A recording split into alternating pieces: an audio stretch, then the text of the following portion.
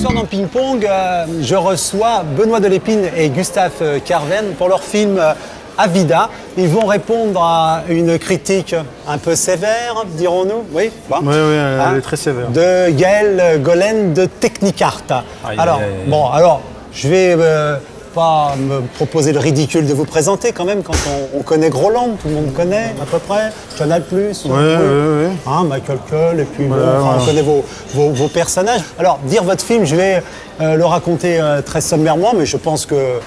même nous, on n'y arrive pas. Vous n'y arrivez pas, alors je tente. Vous allez me dire ce qu'il en est. Alors, on est dans une île pour les riches. Il y a une tentative d'enlèvement d'un chien d'une milliardaire et qui va mal tourner. Et cette milliardaire va demander à ce qu'on l'emmène mourir en haut d'une montagne. Ouais. Est-ce que c'est quelque chose qui ressemble un peu à l'idée de ce que vous avez fait Tu oublies simplement le héros du film, qui est l'esclave moderne, joué par Gus, qui était lui-même quelqu'un simplement qui était payé pour amuser les chiens d'un milliardaire et dont on va suivre le cheminement jusqu'en haut de cette... Donc on va voir la bande-annonce, on aura une idée de l'atmosphère du film et après la bande-annonce, on en parle. Avec plaisir.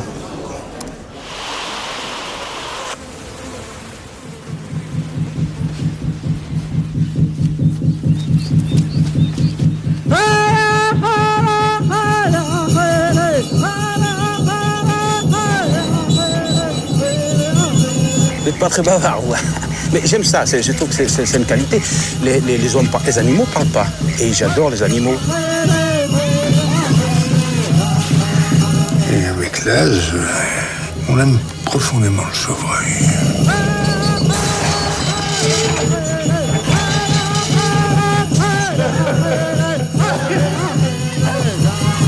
Down.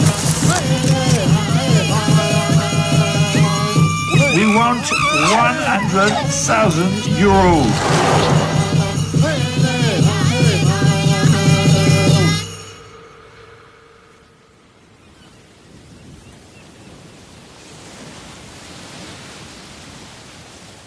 Le train-train quotidien va bientôt dérailler. Qui veut rester dedans n'a qu'à bien s'accrocher. Bien, je crois après avoir vu cette bande-annonce qu'on a une idée en tout cas de l'atmosphère du film. Moi je vais dire tout de suite, quand je l'ai vu, j'ai pensé au Chien andalou, j'ai pensé à Fricks un petit peu, des films de ce type-là. Est-ce que vous, dans votre imaginaire, des films comme ceux-là circulent Oui, forcément ce sont des références. Le problème des gens maintenant, c'est qu'ils ne voient que les références, c'est-à-dire que on ne peut même plus regarder un film tranquillement, il faut toujours rapporter ça à quelque chose qui existe déjà. Alors, évidemment, il y a des films, et tu les as cités, qui sont des références, Le Chien andalou, etc., qui sont des chefs-d'œuvre du surréalisme. Et en fait, des films surréalistes, il y en a eu deux, Le Chien andalou et L'Âge d'or. En tout cas, c'est tout ce background que les gens évoquent. Je ne pense pas que ce soit pour dire ça a été refait. C'est des évocations, et de belles évocations, en l'occurrence. Donc, voyons un peu ce que le critique a dit et ce que vous avez à répondre. Donc, si vous voulez bien appuyer. Donc, on y va. Il s'agit donc de Gaël Golen de Technicart. Bonjour Benoît, bonjour Gustave. Je suis là pour votre film Avida. J'ai adoré la première partie, les 30 premières minutes, je trouve vraiment hilarant. Le gars qui va lancer une je ris tout le temps. J'adore. Ce qui me gêne un peu, c'est la suite, c'est-à-dire quand le film devient une espèce d'hommage, petite jouissance, parodie au surréalisme, au film de Dali.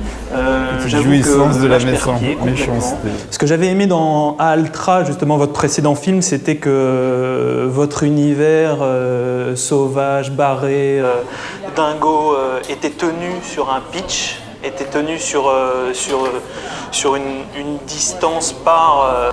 Alors ce mot pitch, là, j'aimerais bien qu'on arrête de le prononcer. C'est un truc de parler de ça, inventé par Ardisson sûrement, mais c'est un truc, il faut arrêter d'en parler. On peut faire des films sans pitch. Si on demandait le pitch du Chien andalou, justement, puisqu'il nous dit qu'on fait... Alors là, ce serait... Donc il faut arrêter de parler de pitch. Ce mot, c'est la simplification à l'extrême. Il faut tout simplifier dans notre société. Les bouteilles de vin, maintenant, on va marquer vin dessus. Tout demande simplification. Et pourquoi nous, on n'est pas d'accord. Par cette histoire de road movie, là, je trouve que toute la fin du film où la grosse monte la montagne, on se paume, on se perd, il n'y a plus de cohérence. Oui, là, il suffit là, voilà. En Alors, fait, la enfin, grosse parce montagne. que cette critique-là, enfin, on ne peut pas lui en vouloir parce qu'il y a aussi d'autres gens qui peuvent avoir ce même type de critique. C'est un problème de sensibilité, quoi. C'est pas un problème d'intellect en fait. On peut penser ça, je m'en fous qu'ils pensent ça.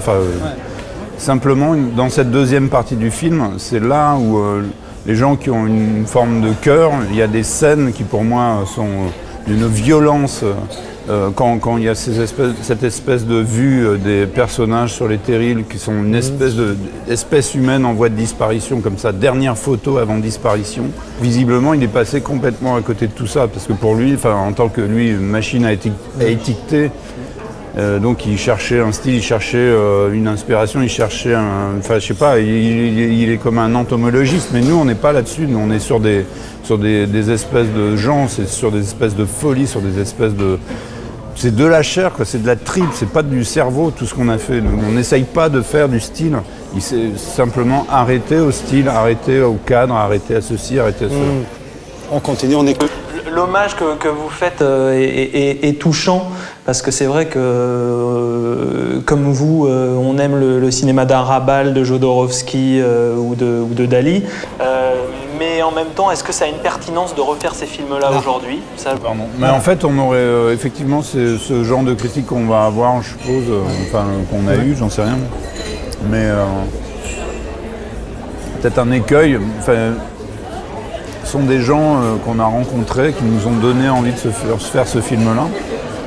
Mais on les a pas pris, c'est pareil quoi. On les a pas pris, Arrabal, on a fait sa connaissance et on s'est rendu compte à quel point on était proche de gens comme ça. On l'a fait venir sur le film. On avait finalement, la preuve, on avait beaucoup à perdre en termes de marketing en le faisant venir sur le film, puisque tout le monde nous dit vous essayez de faire du Arrabal, etc. Sauf que nous, manque de chance. Chance pour nous, on a connu ce personnage. Je vais faire une petite parenthèse. Il y a quelqu'un qui a osé, c'est votre producteur, il faut le dire. Monter un film comme ça, c'est Mathieu Kassovitz qui l'a produit, on ne le connaissait pas, il a foncé sur ce projet parce que justement sa mère notamment adorait Arrabal et lui aussi. Et donc il a foncé sur ce projet, mais franchement c'est un petit budget. Mais il faut aussi reconnaître je trouve que le monde ira mieux, en tout cas. Si déjà on commence par reconnaître le mérite aux gens de faire quelque chose de hors norme. Parce que nous sommes dans un monde totalement normé. Donc quand il y a quelqu'un qui fait un truc différent, déjà je le respecte. Voilà. J'en doute. Est-ce que le copier-coller que vous en faites a une... Non mais là ça, carrément ça m'énerve. C'est-à-dire que moi j'ai vu j'ai vu 3 fois en 20 ans. Là, je dors, mais ça me suffit parce qu'à chaque fois, c'est un choc énorme. J'ai vu une fois Le Chien andalou, c'est tout, quoi. Mais on n'est pas... Et toi, tu les as vus les deux, il y a pas... Il y a avant, après la fin du tournage, etc. Il y a de copier-coller de quoi. Le cinéma est pourri de gens qui font du copier-coller, de gens qui bouffent du DVD, qui te repompent des scènes, mais intégralement... Ça, c'est le truc qui me flingue le plus. Il faut lui dire à Gaël Golem. Une liberté de ton incroyable et en même temps, pour dire finalement pas grand-chose, en tout cas pour moi. Je trouve que la parabole antisécuritaire est rigolote dans le début, dans vos sketchs à la Monty Python. Après, le message se dilue justement dans un noir et blanc qui est un peu arty, un peu... non mais il faut lui dire si vous êtes d'accord. C'est un décorateur, c'est pas un critique. C'est un décorateur. Décorateur d'intérieur.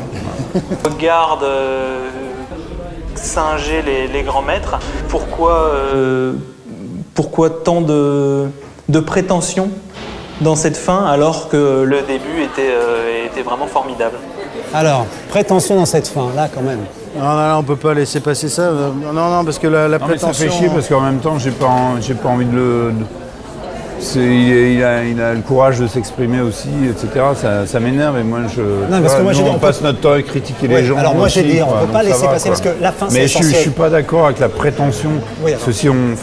Non mais il faut le dire, moi je sais pas. Non mais parce que c'est important, on est en train de parler de votre film, que cette fin, moi je vous l'ai dit, pour moi elle est essentielle et pour moi on ne comprend, je sais pas ce que dire, toute l'entreprise qu'à la fin. qu'à la fin, dans ce Mais tableau. en plus, excuse-moi, mais ce qui est d'un classicisme absolu. Moi, je voudrais dire que votre film, c'est comme une métaphore de choses qu'on ne comprend pas parfois. On ne comprend pas un individu, on ne sait pas. Il a une histoire. Et que quand, connaissant Tu as son tout à fait histoire, raison. les traumatismes, que l'on va comprendre l'espèce d'apparence que l'on a devant soi. Je crois que c'est essentiel aujourd'hui où on a vite interprété ou balayé ce qu'on ne comprend pas. On étiquette et on s'en va, quoi. Bon, ce sera une très jolie conclusion donc, pour Gaël Golen de Technicart. Et Salut, moi, Gaël. je vous engage à aller voir Avida de Benoît Delépine et Gustave Kerven. C'est la dernière fois et la première fois que sur un ping-pong, notre critique est embrassée par nos invités.